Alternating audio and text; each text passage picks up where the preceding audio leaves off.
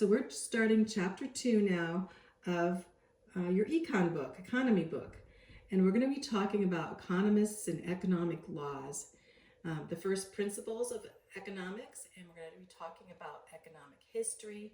And then we're going to talk about a man who is considered the beginning of modern economics, and his name is Adam Smith. Adam Smith.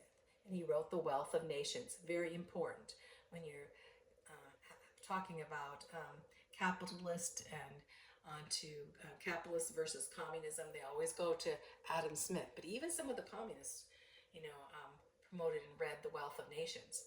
So, in ways to prosperity. So, let's begin. The first principles of economics. Okay. So, the law. So, similar. Economics speak of laws of economics. So these are general rules or principles that guide the production, distribution, and consumption of goods. So these things are kind of set in stone now, and here's 10 of them here. So I'm going to go over them kind of quickly here, but you can go back to here, and these are just laws. When we're talking about nations' economy, you're talking about economics in general. Number 1, the satisfaction of human wants always requires effort. Everything must be worked for. Well, that's one we know. We need to work, right? Number 2, people have always wanted more than they can, have always wanted their wants more than they have. So they must choose those things that they want to satisfy their wants, right? So basically, people, they must choose what of their many wants they want to satisfy, okay? Number 3, when certain goods are very scarce or useful, they become more valuable. We know that. Let's take emeralds or gold are very scarce, they become more valuable.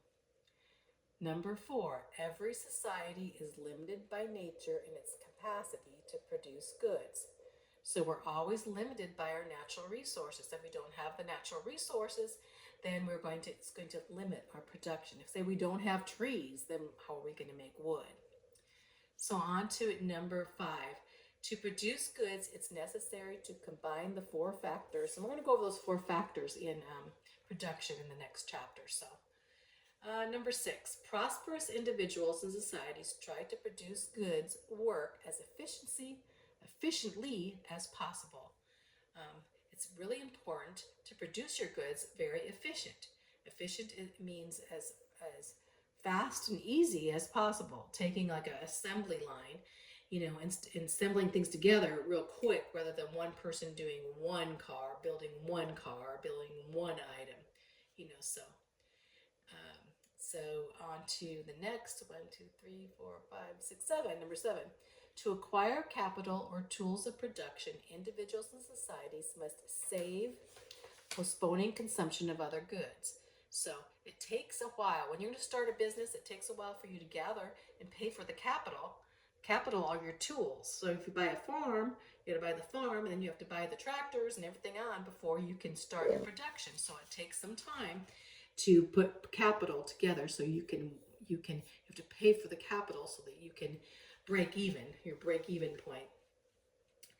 An increase in capital efficiency results in the increase of production.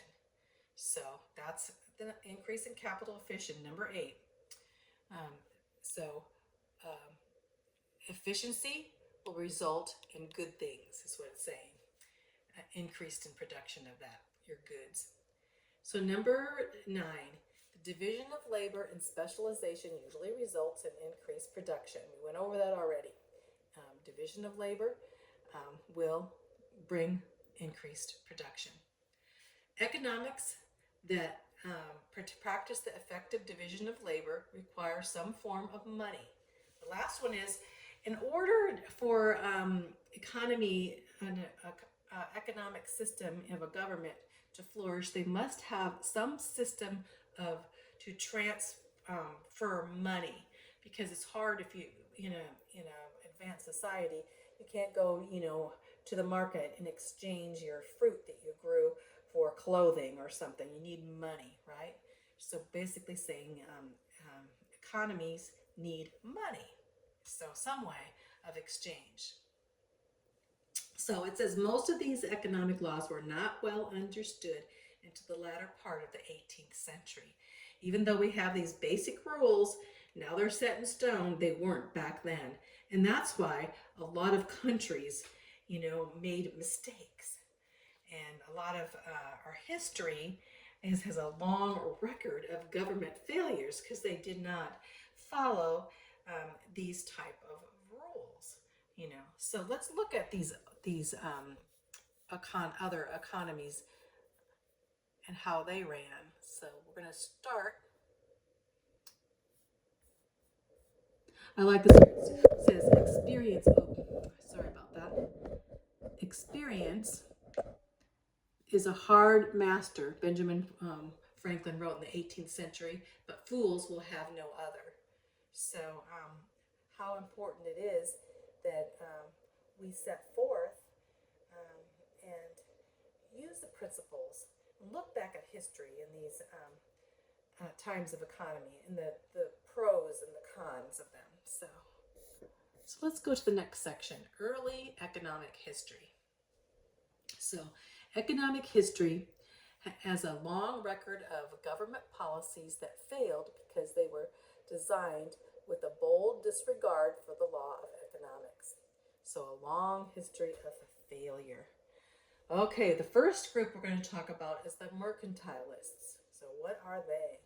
Well, in the 16th and 18th century, to the 16th to the 18th century, mercantilism was very, very common.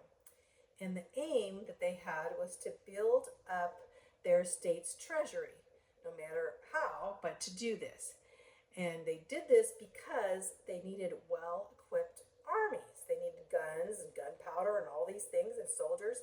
And so to be a major power in a power country, they needed to build up the nation's wealth, and they need to stockpile, especially stockpile.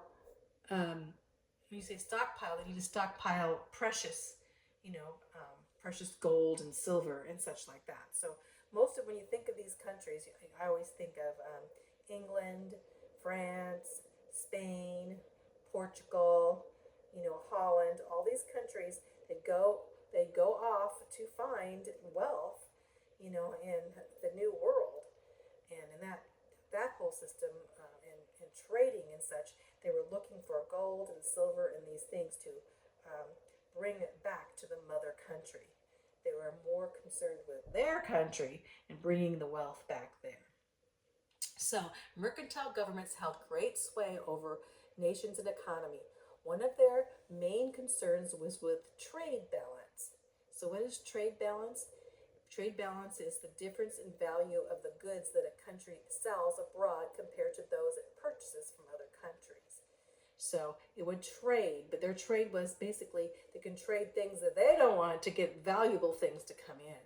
Mercantilists sought to attain a favorable balance of trade, meaning they had sought to export a greater value of goods than they imported, and thereby bringing in more money than they paid out.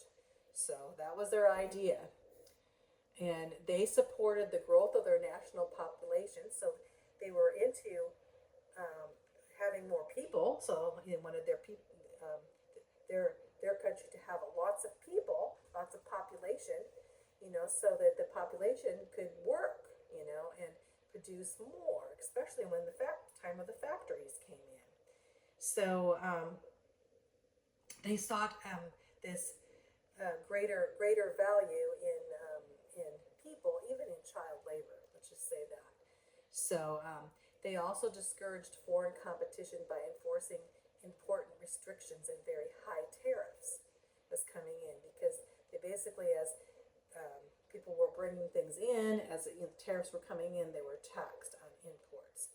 And there are taxes that governments apply to only imported goods, these tariffs. So, but mercantilism also advocated what's called imperialism. You might hear that word, and I always think, oh, and it is a negative word. But imperialism is the establishment of colonies and excessive territories created to benefit only their mother country. So, in return for protection, colonies were expected to supply gold and silver from their mines and and pay the mother country off, and then the British would protect them, or the British, or the French, or the Spanish. They all did it. And imperialism basically was that they could get as much as possible. The mother country could get as much as possible as from riches from these lands, these colonies and such that they set up over the world.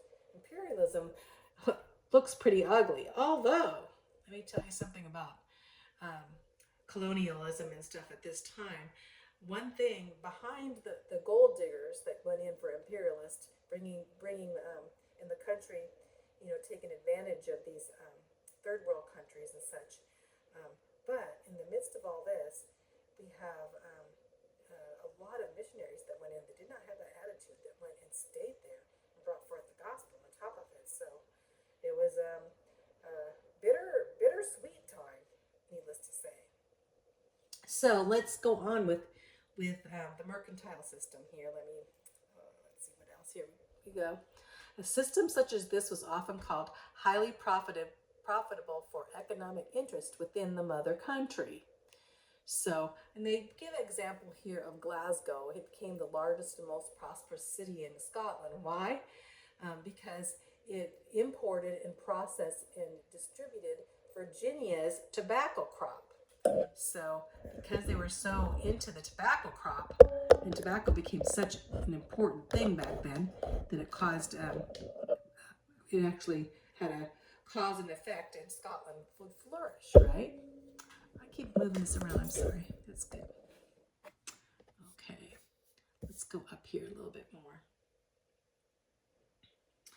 So, the mercantile plan to control countries and economy brought in a greater tax revenue and greater world power. And we know in the 17th century, especially England, the Netherlands, and France and Spain. So this all happened. But when did this stop? It stopped in the 18th century, the mid-18th century. Another type of attitude that economists started having. In fact, it's the beginning of classical economy. So it's the beginning of looking at economy in itself. These were called physiocrats. So what were the physiocrats? Well, they had a severe criticism of the mercantile system, saying, it's not working, the system. And they were the first economists to use science in the production and distribution and consumption of goods, to use it as a science. One of the first guys that would do this, his name was DuPont. Let's see. Let's go down here. Was named Pierre Samuel DuPont. Here's his name right here. DuPont. Pierre Samuel DuPont de Nemours.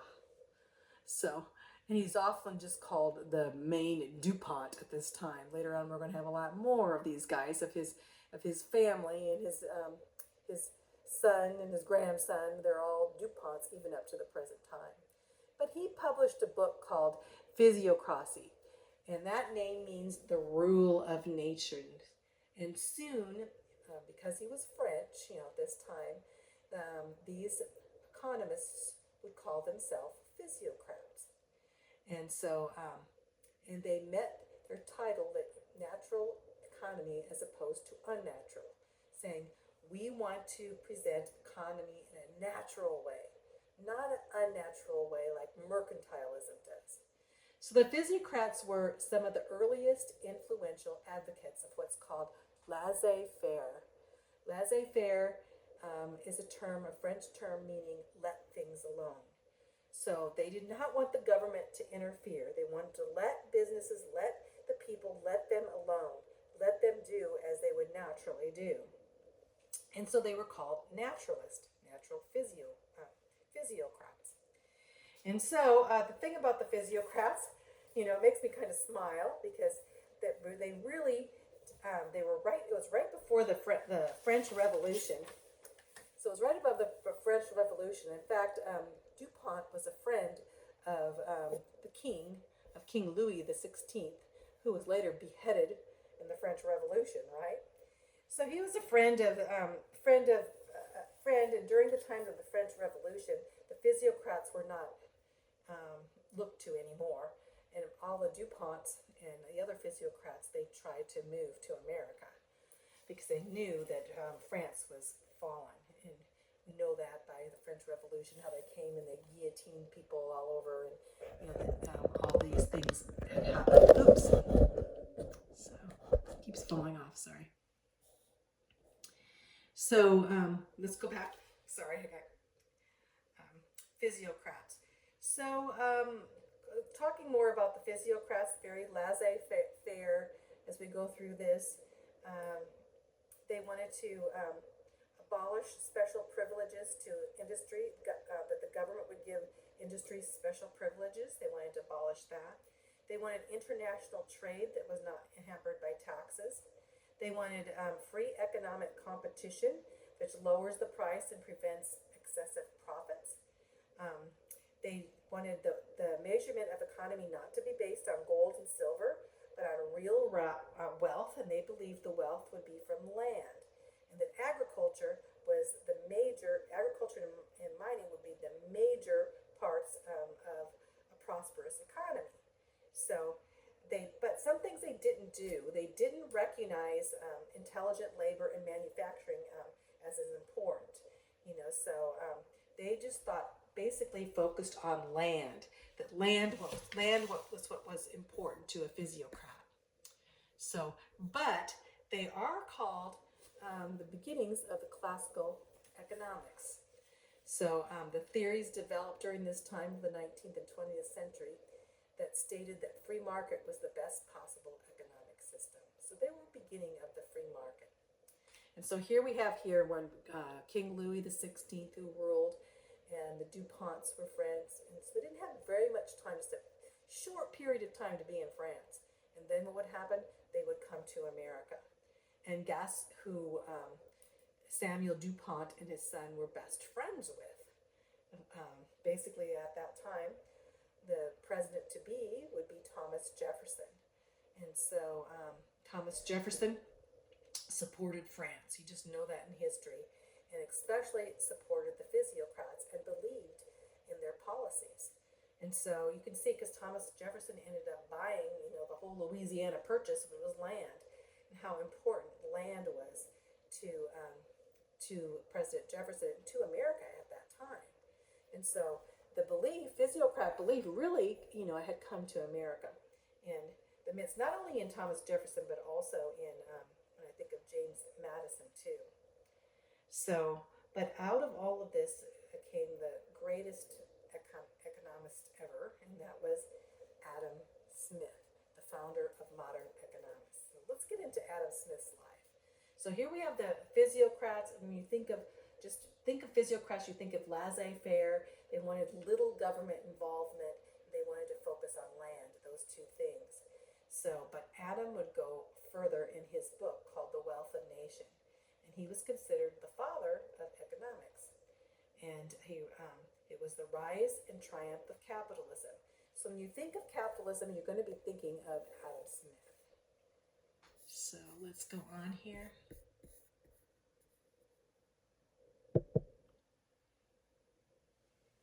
Don't know why we're focusing like I'm focused. Focus here so you can focus. Sorry. Down a little.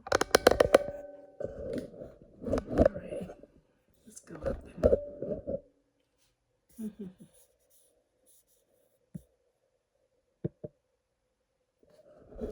Sorry, my setup here is kind of moving around here. Well, let's go up here, right here. They are focusing there a little bit. This is the difference. Before we get into Adam Smith, which is our next section here, we're going to talk about the differences between the mercantilists and the physiocrats. So a mercantilist that believed the nation's real wealth was determined by its metals, gold and silver. So they were really into, the first explorers that came into the New World, they were looking for gold, right? Well, the physiocrats, they believed that wealth was derived from the land and the natural resources of the land. Two different things. The mercantilists had the importation of foreign goods should be limited through restriction and high tariffs. They believed in high tariffs. High tariffs are the imports coming in would be taxed. And then physiocrats believed in free trade. So they did not believe in excessive laws and taxes, right? So the mercantilist government, they believe the government is needed to control the population patterns by dictating where people may live and where they may work to ensure their productivity. So they were controlling of the people. The physiocrats were laissez-faire. They believed the government should allow the people to make their own choices, and they believed in free labor. So the beginnings of classical economics. The mercantilists, believed industries needed government regulation and special privileges to certain industries and protection, in protection in order to ensure their survival. So they believed we need to protect the industries, we need to regulate them, and we need to give them special privileges. Well, as the physiocrats believed that industries would flourish best to make their own choices and be free of government intervention. So these are very important to know the difference between those two things. So let's go on to the next section, and we talked about him already. We're going to be talking about Adam Smith and the Wealth of Nations. This whole section, the next page too, have to do with Adam Smith. Here's a picture of him. He was a very odd character, I should say. He was a quirky individual, very intelligent, child prodigy, and all these things, but what he wrote was set as foundation in economics, and the laws of economics, right?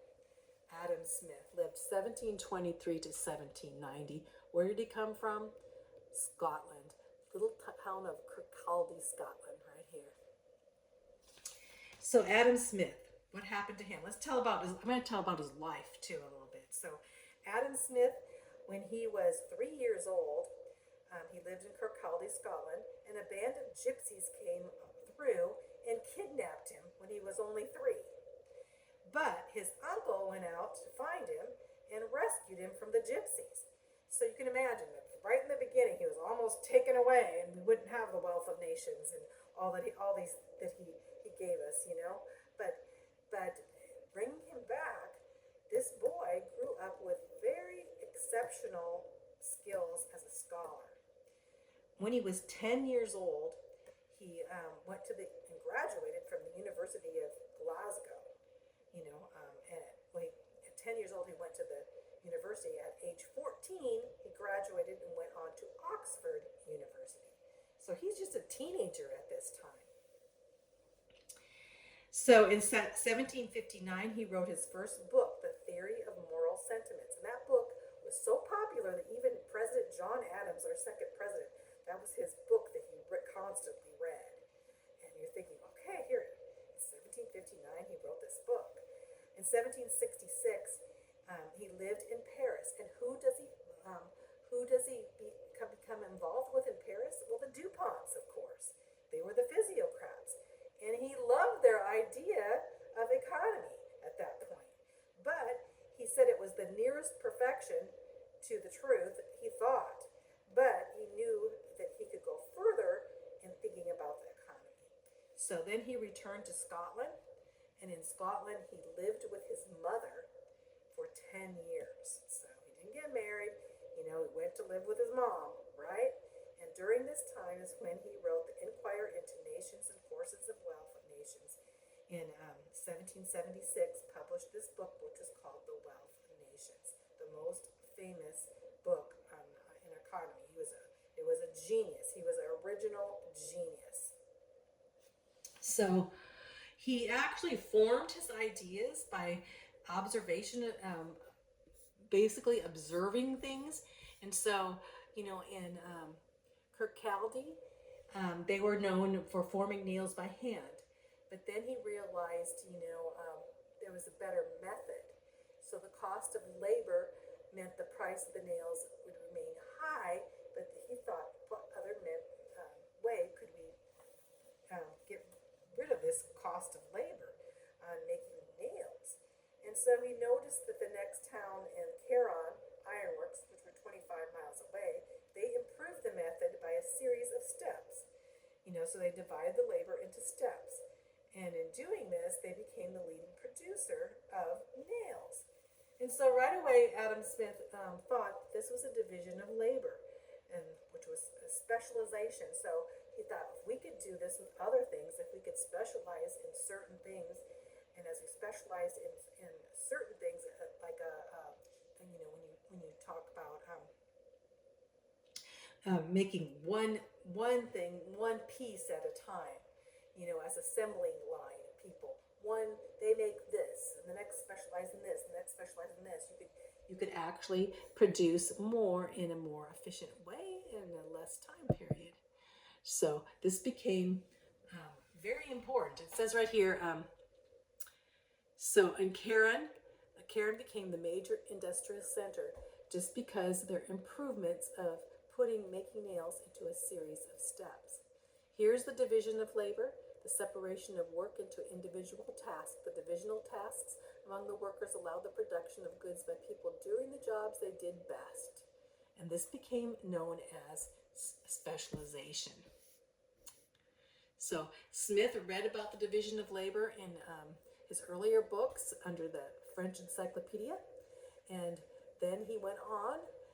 At Kirkcaldy, the old process for making nails was too slow for efficient production, and so he saw this, and as he went on to write this Wealth of Nations.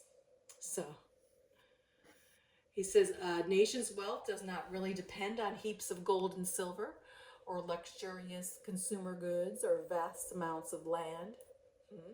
The physiocrats believed in land. He said, no, it doesn't depend.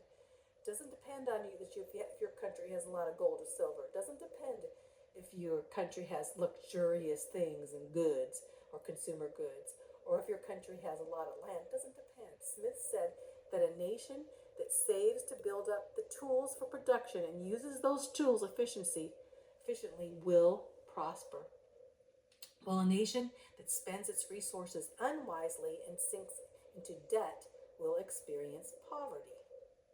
So, in doing this, Smith decided that labor was the most important factor, and that all the wealth of the nation has to be produced by intelligent labor. So he took another step. It wasn't in land. The thing about Adam Smith is that, he believed that God was leading him. And he believed even in nations that God had an invisible hand in things. So as he looked at things, he became, looking at things from biblical perspective. And he quoted a lot of scripture too. So on to him a little bit more. I want to go a little bit more. It says, throughout the rest of his life, Dr. Adam Smith remained so interested in the division of labor that on one occasion he came near to being destroyed by his enthusiasm. So Charles Townshend, a politician, brought him into this tannery, and he fell.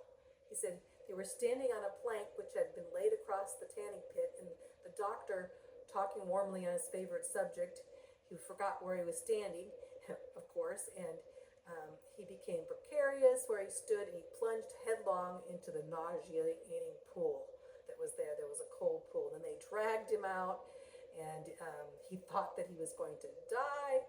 He said he must, he complained bitterly that he must leave life and all his affairs in the greatest disorder. He goes, I can't die yet.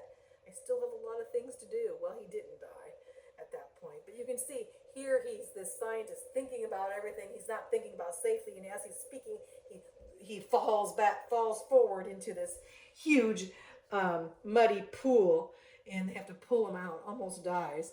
So you can see he was very absent-minded. He was the absent-minded professor.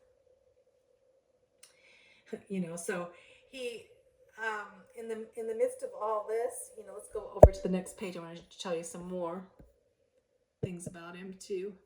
Here's economics and history. Here's his little thing on him too. It says, the individual, intends only his own gain, and he is in this as in many cases led by an invisible hand, which is God, to promote an end which was no part of his intention. So, Adam was personally, absent-minded professor, um, and on this, but he was friends later on with a lot of people, a lot of famous people read his Wealth of Nations, including William Pitt, and William Pitt said it furnished the best solution of every question. He was so enamored by his Wealth of Nations. Charles James Fox of the Whig Party praised his book. Alexander Hamilton, the first Secretary of Treasury in the United States, turned to his book often and thought it was a genius level book. Even Marxists, Karl Marx, acknowledged him, thinking, wow, he is a genius. He was believed to be led by this invisible hand, he said. And his look was that he had these large, bulging eyes, and he had a speech impediment. He had this unusual gait and was very absent-minded. He would not be the kind of guy that you would think would be a genius, So that was Adam Smith. So to know, Wealth of Nations, most important. So let's go on here. And Adam Smith, the beginning of modern economy. I'm just going to go over, let's see, I think I'll just go over this too. I know we're going to get a little bit into here, but let's talk about the ways of prosperity really quick because this is very short. So economists were called dismal, Why? Because they had to look at history and the mistakes in history, and they had to talk more about scarcity than prosperity. And so they said, when you think of economists, you have to look at the economy, gross, that's what people would think. And the dark side of things, and the past failures, because sometimes even countries, they didn't provide for food and shelter or warmth or health. And but they would be thought of as practical. Practical mean they would be very objective, and they would increase prosperity to the people or nation, as in a practical way. So some of the definitions you need to know are right here.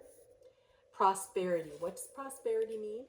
Prosperity means that more goods from existing resources. So if you increase your cotton by cotton looms or such. That's prosperity. The prosperity increase. What did I say? Prosperity means the economic success or the condition of enjoying many goods, including services. Prosperity.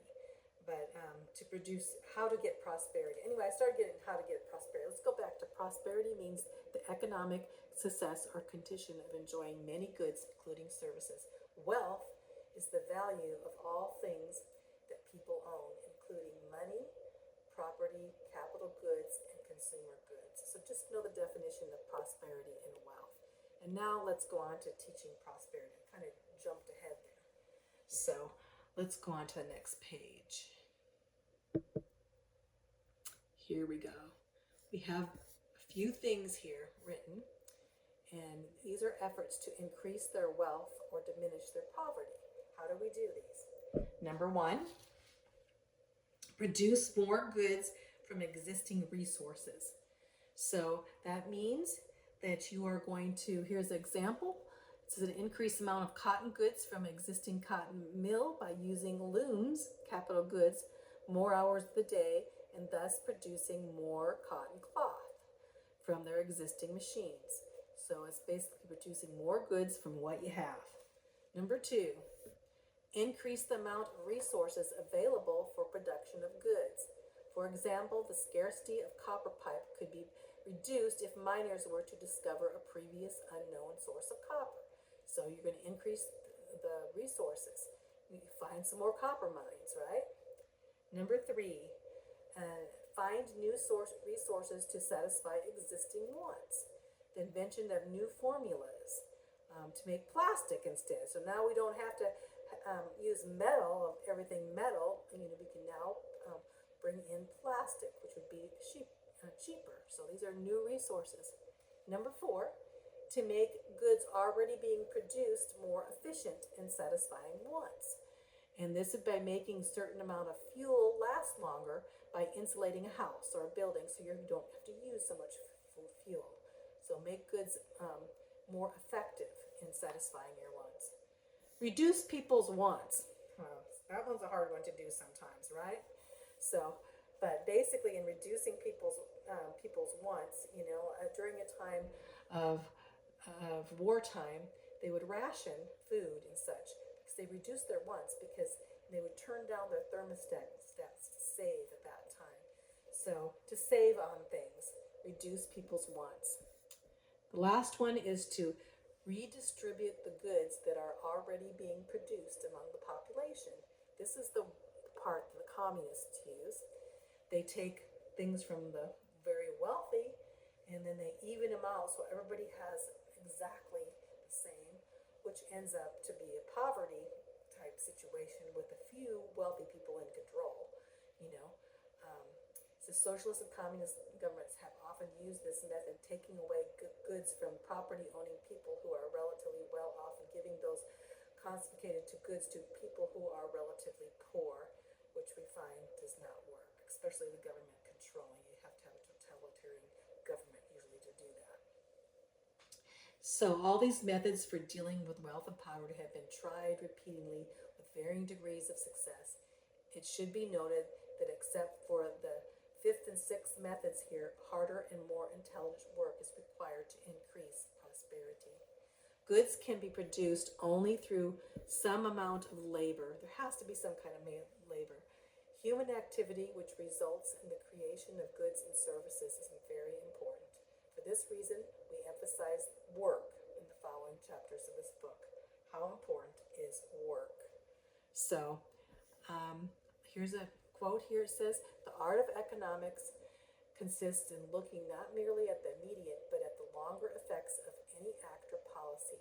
It consists in tracing the consequences of the policy, not merely for the group, but for all groups." So, there's still some more here. Let me go over this really quick. Hi.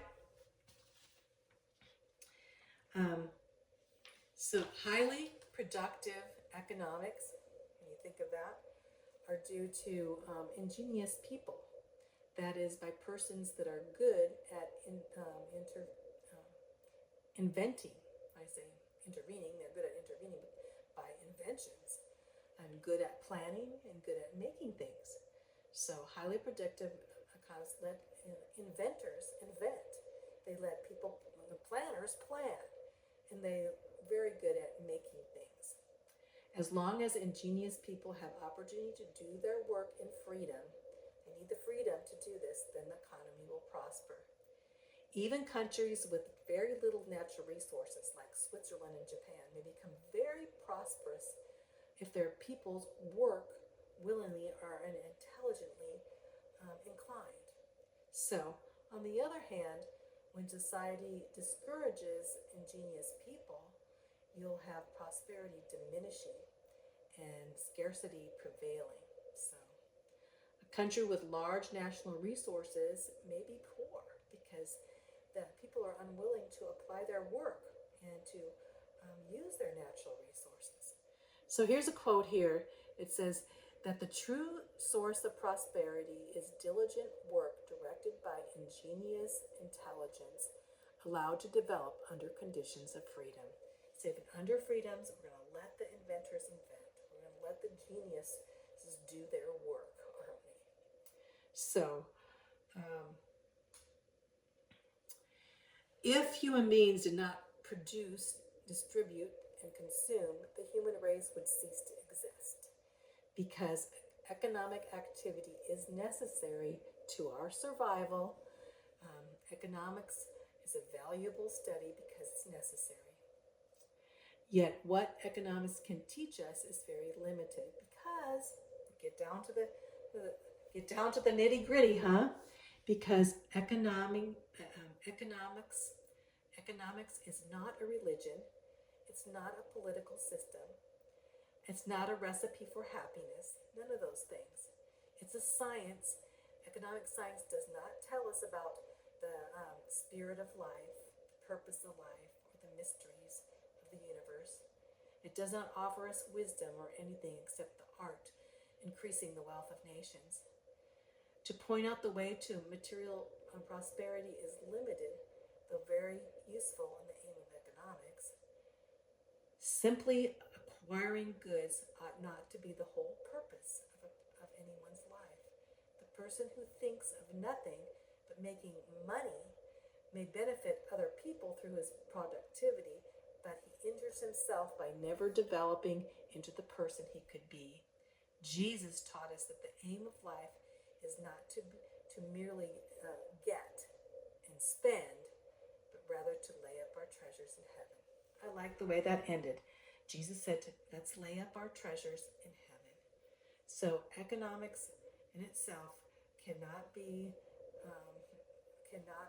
provide spiritual life in any way, or the purpose of life, or anything about life in the spiritual sense.